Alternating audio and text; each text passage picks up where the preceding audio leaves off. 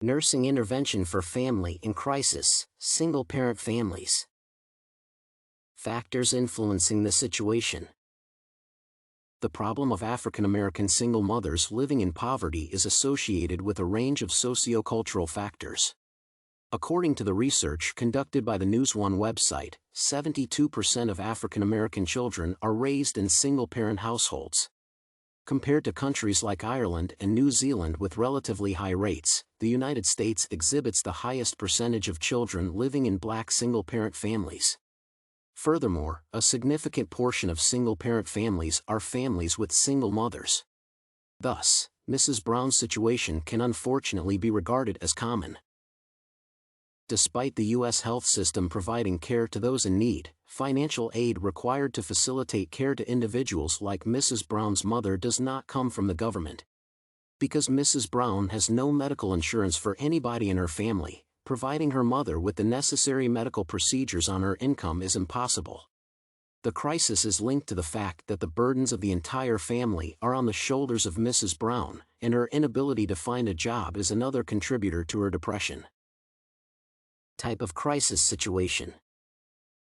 Mrs. Brown's emotional state has also been undermined by the loss of her father and her husband, who probably were the main financial providers in the family. Mrs. Brown's depression and lack of motivation to continue living stemmed from some financial and emotional issues that should be resolved immediately. The family crisis can be differentiated as an expected crisis. However, the fact that Mrs. Brown does not want to live anymore suggests that the type of crisis is urgent. Interventions. Because Mrs. Brown is an adult with 3 children, it is important to involve them in the intervention. Mrs. Brown's 18-year-old son should become her mental support and help her in the house. Because he is 18 years old, he can be advised to pick a part-time job to earn at least some money. Mrs. Brown's children should become a focus for her intervention. She should understand that her children are her motivation in life.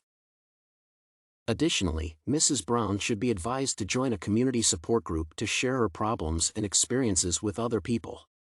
Trying to find a job outside her community may be an optimistic objective. However, it is important to set goals for Mrs. Brown so that she can distract herself from thoughts about suicide.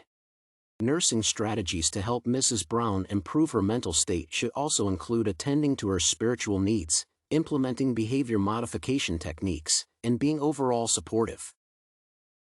Different strategies. Because the African American population, especially women, deals with problems similar to Mrs. Brown's situation, it is important not to limit her to a stereotype, broaden her communication circle, and advise her to search for jobs outside her rural community. Mrs. Brown's case is about the moral support that will then facilitate financial support. According to the research conducted by Hudson et al., support networks such as the New Mothers Network facilitate the sharing of common experiences and the assimilation of information from nurses about caring for their families and themselves. Mrs. Brown can also be advised to search for help from similar knowledge and experience sharing networks. Mrs. Brown's case is not unique, unfortunately, but offering her support and encouraging interactions with others can become an effective intervention for resolving the crisis in the family.